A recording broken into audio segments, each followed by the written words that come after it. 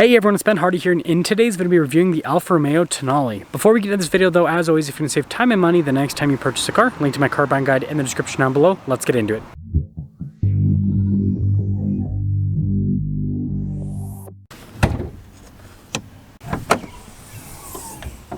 Powering this is a turbocharged 1.3 liter 4-cylinder paired to a hybrid system and a 6-speed Aisin transmission.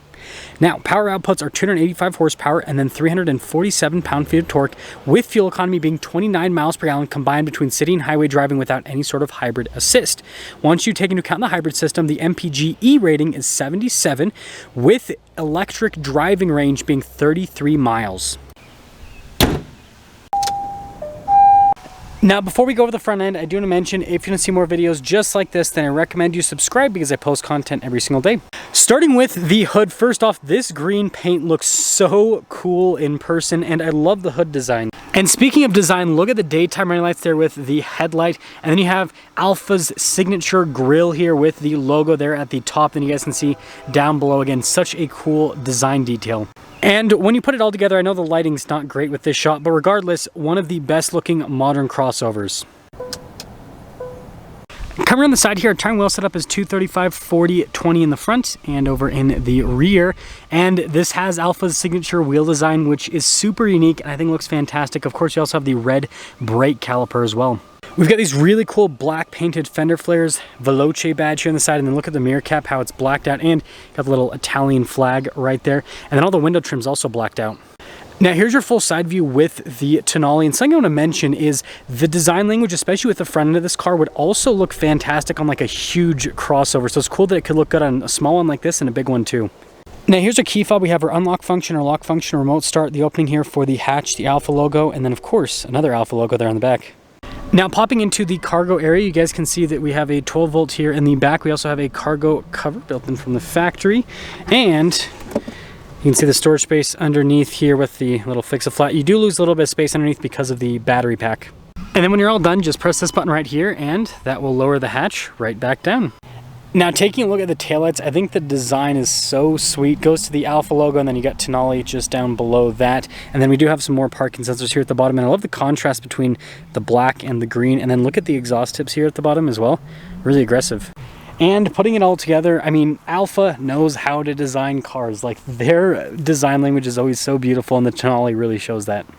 And for those of you wondering, here's the little charging port for the plug-in side of things. Now popping into the rear, you guys can see really nice padding all over the door panel here, and I love actually the look of the handle. Random point, but I like it. Now this Tonale has these upgraded leather seats that perforated all down the center. They have a really nice appearance to them overall. Foot room here is fantastic. We've got a little storage pocket on either side, some vents here in the center, some USB action as well, and then headroom surprisingly is actually pretty good. And then last but not least, we have a cup holder armrest. Now taking a look at the front door panel, you guys can see again with the padding all over. We've got our window controls here with our mirror adjustment, memory seat function, and then I do love speakers here for the sound system, and then blind spot monitoring for the mirrors. Of course, we got the Alfa logo there on the headrest, and then the leather's perforated all down the center, power adjustments here on the side, and then you do have your 2-pedal layout, which I love the look of the pedals actually, and then your light controls right here, and then this is nice on the dash, and then even the vent looks cool.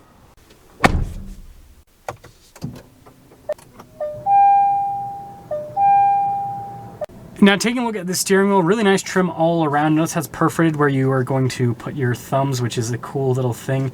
And then we do have practical controls like your radio controls, volume controls, voice command controls, adaptive cruise control with steering assist. Of course, the engine stop-start button on the steering wheel, which is another cool look. And then we have the column-mounted paddle shifters, which also are really cool as well. Now taking a look at the gauge cluster, I love the overall design, and when you change the drive mode, it actually changes how everything looks. That was just popping into dynamic mode, but we can also change the overall appearance, as you can see with the cluster, just depending on kind of like the overall layout that you want to see, which is cool.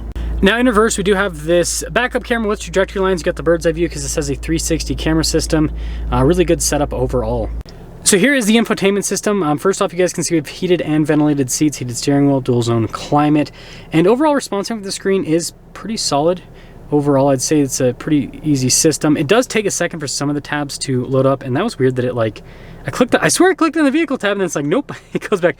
But this is cool. You can see like the hybrid stuff as well. I don't know, I just think that stuff's kind of fun. I do like this little design detail with the dash, and then also this illuminates at night. It's like a cool red color. I thought that was also kind of a fun little thing. And then we've got our dual zone climate controls down below if you don't want to use the touchscreen for everything. And then our drive mode select right here with your suspension adjustment. And then you can see the stability controls built into that too. Wireless phone charging pad with some charging ports, and then shifter there for the 6-speed automatic. You got your volume control and next to it, parking brake, and you can see your e-save mode, and then your parking assist, and then your parking sensors. Some cup holder action here, and then the center console. It's actually kind of small, but I mean it's smaller crossover, so it makes sense. I really like the padding there on the top though. And then, yeah, big glove box.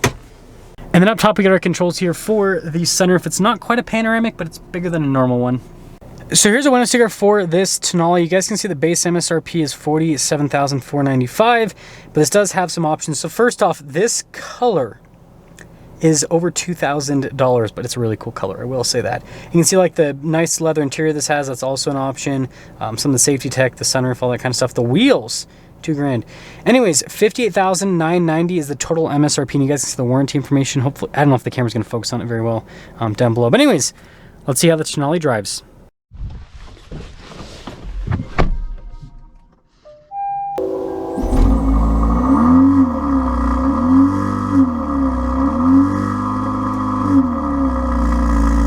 Let's quickly talk about visibility before we set off. Here's your visibility over the hood, both the mirrors, do a blind spot monitoring, and throughout the rest of the rear.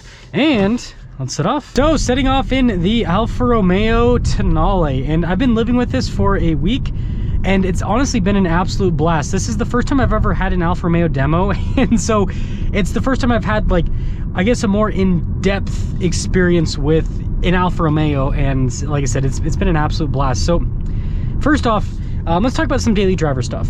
The safety tech's actually really good. So like the adaptive cruise control, steering assist, all of that, it's a really good system. You just have to lightly have your hand on the steering wheel, and it basically drives itself on the interstate. And then when it comes to like seat comfort, the seats are tighter. These seats are definitely, you can tell they're built out for like not the average American. So like that's the best way for me to put it. They're for slimmer people that are in better health, that is for sure. But I think overall they are comfortable seats. I just put it into the dynamic mode, so it's going to automatically tighten the suspension, and it's going to turn on the engine, and everything's going to be a little bit sharper with the acceleration. Just have a minivan behind us, so here's a little acceleration. It's pretty dang quick for what it is. But the thing that I love about this car is the fact that it's a plug-in hybrid. So I have been plugging this in at home, and I mean, you guys can see I'm at like 3/4 of a tank of fuel. So like I've driven a lot, and you guys can see the split right here. It says that 700 miles of gas and 135 miles of electric. Not all of that's my personal driving, just so you guys know. But still, like, if you just go and charge this up overnight, every single night, like, you can save yourself a ton in fuel charges. And the system's really good. Like, I'd say that in terms of like plug-in hybrid systems, it's one of the more communicative systems, where it seems like it can figure everything out a bit better than what I've seen with other systems, where it seems like there's a lack of communication. And now I did kind of touch on the Alfa Romeo driving dynamics a little bit earlier, but like seriously, it's such a fun car. Like the handling is fantastic, and it's just like it's just a really fun car to, like, even on like just day-to-day commutes, just to like zoom around in. Okay, and so that will get us into the quote-unquote more controversial side of today's video with the Tonale. So here's the deal. This is my opinion. I feel like Stellantis kind of gave Alfa Romeo the short end of the deal. So here's why. Everyone knows at this point that Tonale shares a platform with the Dodge Hornet, okay? And so like basically what it looks like happened is the people over at Alfa spent all this time and effort and energy engineering this really good crossover that like has great performance, and then corporate basically came in and said, oh, by the way, we're gonna throw a Dodge badge on your project, and we're gonna sell it for $10,000, $20,000 less than what your little Alpha is going to be sold for. So like, again, I do feel like they got the short end of things with this deal. But you know, despite the fact that you can technically get the Dodge version of this for less money, there are still some really cool things about the Alfa. Obviously, again, the styling on the outside, but also these paddle shifters. Like, look how responsive. I was shocked, like, the first time I used the paddles with this car, because, again, 6-speed automatics usually aren't the most responsive transmissions, but this Aisin is really quick to shift. So overall, I think this is a beautiful car on the outside. I think the driving dynamics are fantastic. It handles amazingly well.